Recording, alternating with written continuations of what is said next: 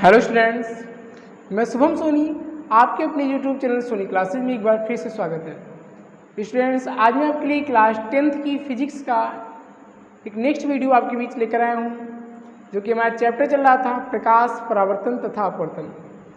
देखिए, इससे पहले मैंने इस चैप्टर को लेकर कई वीडियो अपलोड की, आपने देखा। आज की वीडियो में हम प्रकाश के अपवर्तन के बारे में समझेंगे, जो कि इस चैप्टर का बहुत ही इम्पॉर्टेंट टॉपिक है और कई बार पेपर में रिपीट हुआ है।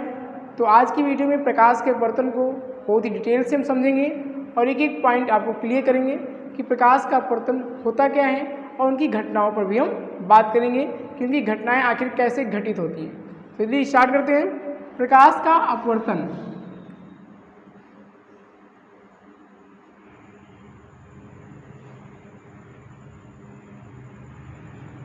प्रकाश का अपवर्तन, इंग्लिश बोलेंगे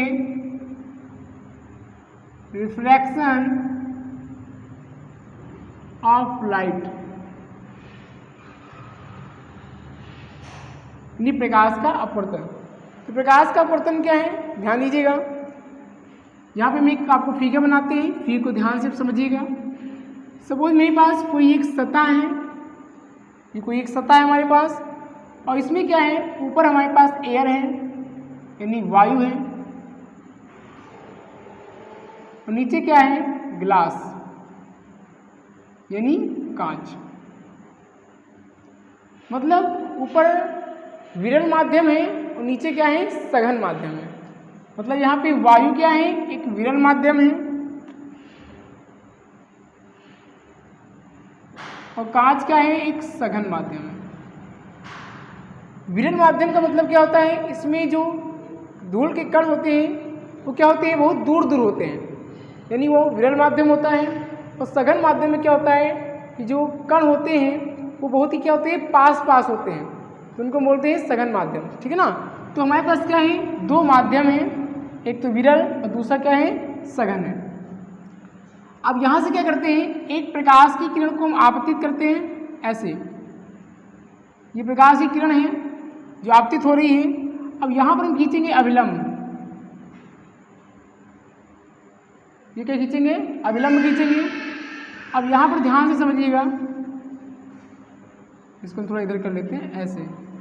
ठीक। अब एक्चुअली इसको जानी कहाँ चाहिए, सीधे जानी चाहिए। ध्यान समझिएगा टॉपिक को। आप एक्चुअली प्रकाश की किरण को जानी कहाँ चाहिए, सीधे ऐसे ऐसे इसको सीधे जानी चाहिए। लेकिन ये प्रकाश की किरण सीधे ना जाकर क्या होती है, अभिलंब की ओर झुक जाती है। इसको थोड़ा सा तिरछा है लाइन, इसको सीधी कर लेते हैं ऐसे। अब ये प्रकाश की किरण एक्चुअली इसको जानी कहाँ चाहिए, सीधे जानी चाहिए। लेकिन ये प्रकाश की किरण सीधे ना जाकर क्या होती है, अभिलंब की ओर झुक जाती है। मतलब ये प्रकाश की किरण ऐसे हो जाती है, ऐसे। यानी जब प्रकाश की किरण विरल माध्यम से सघन माध्यम में आती है तो वो सीधे ना जाकर अभिलंब की ओर झुक जाती है। क्योंकि हमने आपको बताया था कि हम क्लास 10th की जो फिजिक्स की स्टडी करते हैं वो न्यूटन के सिद्धांत पर करते हैं, और न्यूटन ने बताया था प्रकाश एक सीधी रेखा में चलती है। तो यहाँ तो प्रकाश सीधे चलनी चाहिए, लेकिन यहाँ पर क्या होता है कि जब प्रकाश विरल माध्यम से सघन माध्यम में प्रवेश करती है तो यहाँ पर देखा गया कि वह प्रकाश की किरण अभिलंब की ओर क्या होती है, झुक जाती है। जिसके कारण यहाँ पर जो बना कोण होता है आई, यानी आई क्या है, आपतन कोण है। यहाँ पे आई को हम लिख देते हैं, आई क्या है, आपतन कोण है। और यहाँ पे जो होता है आर, वो क्या है, अपवर्तन कोण है, अपवर्तन कोण। ध्यान से आपको समझना है, ये क्या है, आपतित किरण है,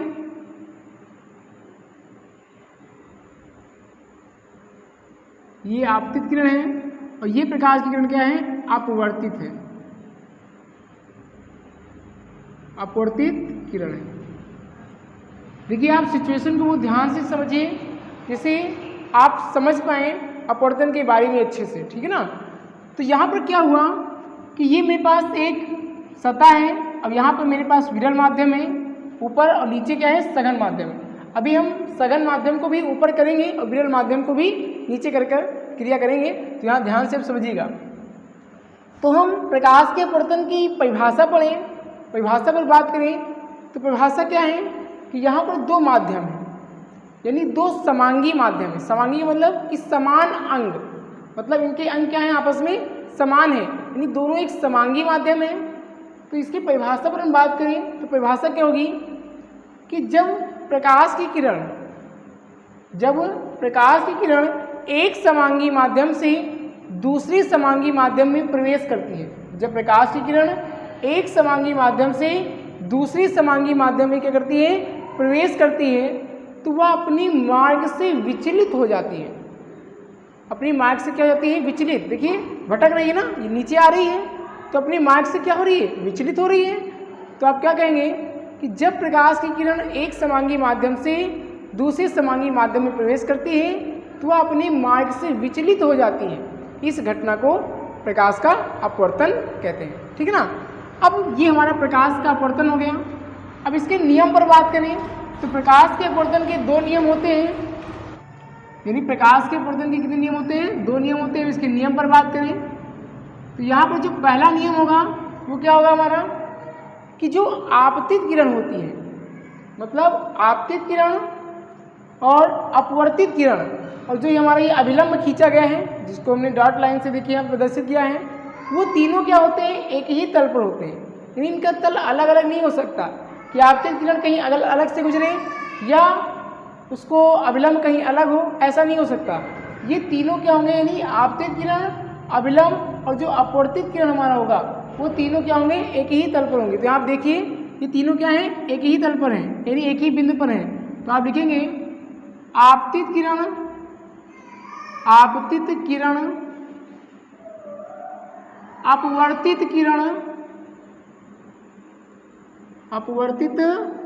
किरण तथा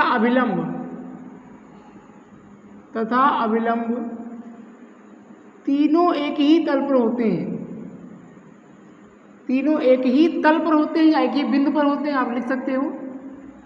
तीनों एक ही तल पर स्थित होते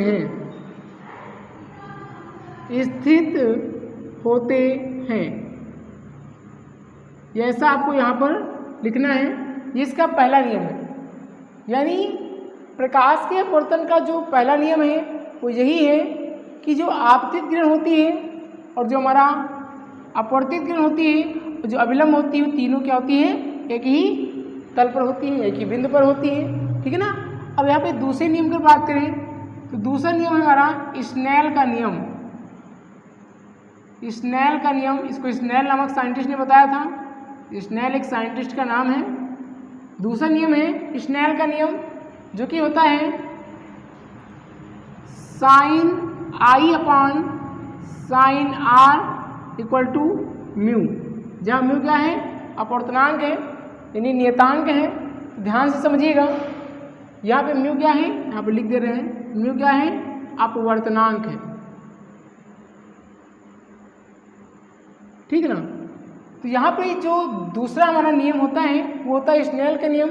इसकी परिभाषा को हम कैसे लिखते हैं, यहाँ पे I क्या है, आपतन कोण है, और R क्या है, अपवर्तन कोण है, और साइन को हिंदी में हम ज्या कहते हैं। इस बात को आप ध्यान रखना कि साइन को हम हिंदी में क्या कहते हैं, ज्या कहते हैं। तो इसकी परिभाषा क्या बनेगी, आपतन कोण की ज्या तथा अपवर्तन कोण की ज्या का एक निश्चित अनुपात, कि बटे का मतलब अनुपात होता है, का एक निश्चित अनुपात एक अपवर्तनांक होता है या एक अपवर्तनांक के बराबर होता है, जिसे स्नेल का नियम कहते हैं, ठीक है ना। ये आप ध्यान से समझिएगा।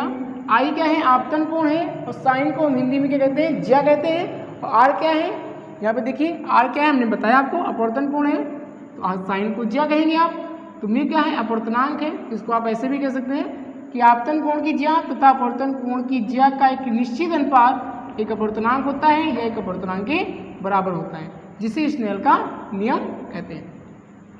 ये हमारा होता है स्नेल का नियम। देखिए यहाँ पर जो अपवर्तनांक है, अपवर्तनांक भी दो प्रकार के होते हैं, एक सापेक्ष अपवर्तनांक होता है और एक निरपेक्ष अपवर्तनांक होता है। यानी अपवर्तनांक की हम बात करें अपवर्तनांक के भाग पर। तो अपवर्तनांक भी दो प्रकार का होता है, एक होता है सापेक्ष अपवर्तनांक, सापेक्ष अपवर्तनांक, और दूसरा हमारा होता है निरपेक्ष अपवर्तनांक, निरपेक्ष अपवर्तनांक। तो सापेक्ष और निरपेक्ष दो प्रकार के क्या होते हैं, अपवर्तनांक होते हैं, ठीक है ना। इस बात को भी आपको ध्यान रखना है। तो ये हो गया प्रकाश का अपवर्तन। अब हम अपवर्तन के कारण पर बात करेंगे। ध्यान से समझना कि अपवर्तन का कारण कैसे होता है। कि आपको जैसे मैंने यहाँ बताया कि एक प्रकाश की किरण विरल माध्यम से सघन माध्यम में प्रवेश कर रही थी, तो अभिलंब किरण क्या हो रही थी, झुक रही थी। अब हम इसके कारण पर बात करेंगे कि इसके दूसरे कारण क्या है, आखिर इसका रीजन क्या है। देखिए अधिकांश स्टूडेंट क्या करते हैं, इस बात को रट लेते हैं कि या ये जान लेते हैं कि प्रकाश की किरण जब विरल माध्यम से सघन माध्यम में आती है तो अभिलंब की ओर झुक जाती है। इस स्थिति में जो आपतन कोण होता है वो अपवर्तन कोण से बड़ा होता है। देखिए यहाँ का कोण यहाँ के कोण से क्या है, बड़ा है, यानी आपतन कोण जो होता है वो अपवर्तन कोण से बड़ा होता है। ये बात जान लेते हैं। लेकिन एक्चुअली इनको रीजन नहीं पता होता कि आखिर क्या कारण है कि जब कोई प्रकाश की किरण विरल से सघन में आती है तो अभिलंब की ओर झुक जाती है। इसका रीजन क्या है। ऐसा भी तो हो सकता था कि वो अभिलंब से दूर हट सकती थी जब विरल से सघन में आती। तो इसका क्या रीजन है कि वो अभिलंब के पास ही चली आती है। तो इस बात को आप यहाँ पे ध्यान समझिए। हम इसको आपको समझा रहे हैं कि इसका कारण क्या है। तो यहाँ पर इस चीज़ को आप नोट कर लीजिएगा। हम इतना आपको रेज कर दे रहे हैं, उसके आगे हम आपको इसका कारण समझा रहे हैं, ठीक है ना। अपवर्तन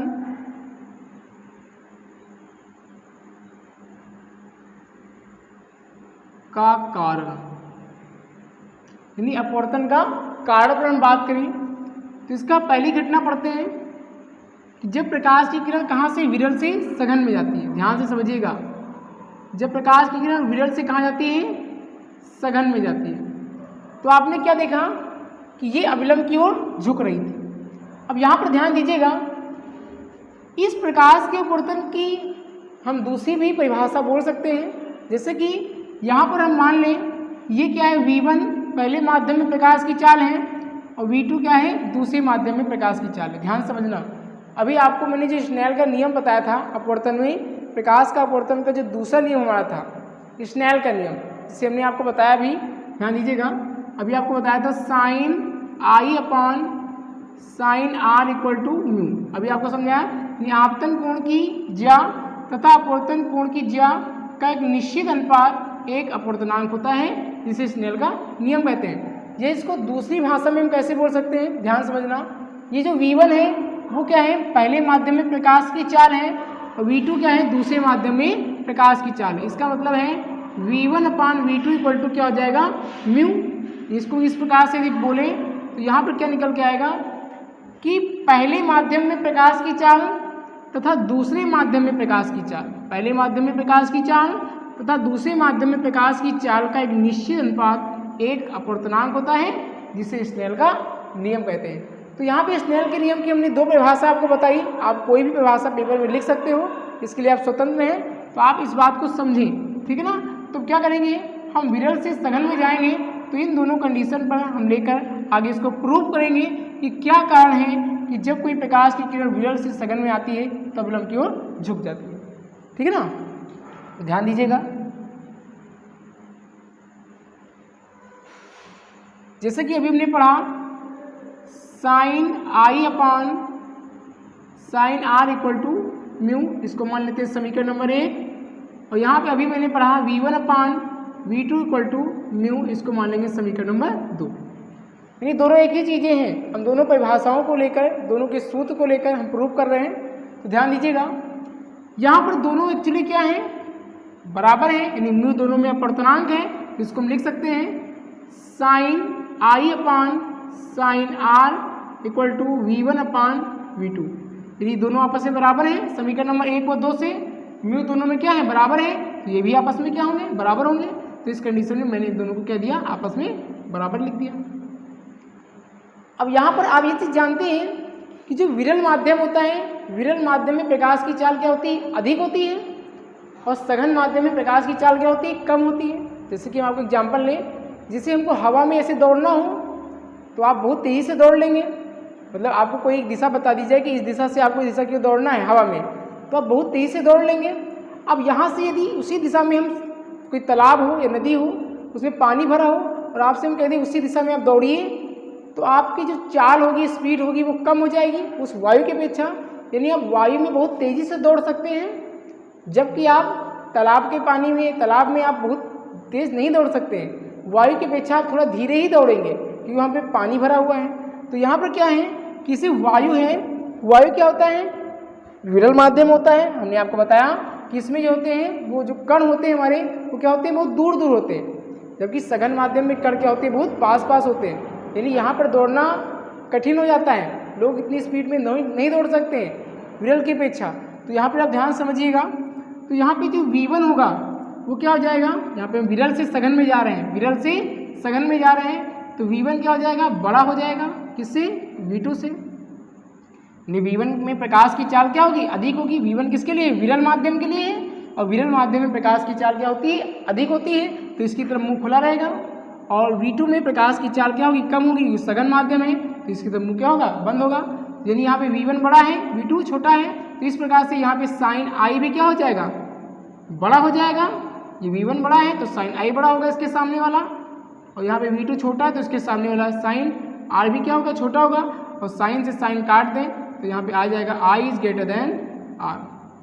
हम आपको शुरुआत में बताए थे अभी कि जो आपतन कोण होता है वह अपवर्तन कोण से क्या होता है, बड़ा होता है। यानी I हमारा क्या होगा, बड़ा होगा R से। देखिए यहाँ पे इसका कोण देखिए और इसका कोण देखिए, तो यहाँ पे ये I क्या है, बड़ा है, R क्या है, छोटा है। उसी बात को मैंने यहाँ पे प्रूव कर दिया कि जब कोई प्रकाश की किरण विरल माध्यम से सघन माध्यम में प्रवेश करती है तो उस घटना में जो हमारा आपतन कोण होता है वह अपवर्तन कोण से बड़ा होता है। तो इस बात को मैंने यहाँ पे इस प्रकार से प्रूव किया।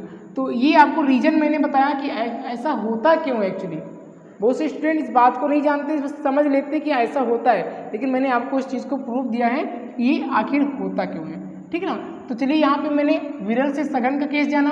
अब ये भी जान लेते हैं कि सघन से यदि प्रकाश की किरण विरल में जाए तो क्या होगा। ठीक है ना। तो यहाँ पे देखिए हम इसको इरेज करके आपको सघन से विरल में प्रवेश कराते हैं। देखिएगा आप ध्यान से। देखिए दूसरे केस में बात करें तो प्रकाश की चाल इस बार सघन से कहाँ जाएगी, विरल में जाएगी। सघन से कहाँ जाएगी, विरल में। यहाँ पे विरल से सघन में गई थी, तो इसके लिए एक फिगर बना लेते हैं छोटा सा, ध्यान से समझिएगा। ये सपोज मेरे पास एक सतह है, अब ऊपर क्या है, मेरे पास सघन है। सघन मतलब जैसे कि कांच, इसके धूल के जो कण होते हैं छोटे छोटे, वो पास में होते हैं ना। और यहाँ पर क्या है, हमारा विरल है, जैसे कि क्या है, वायु।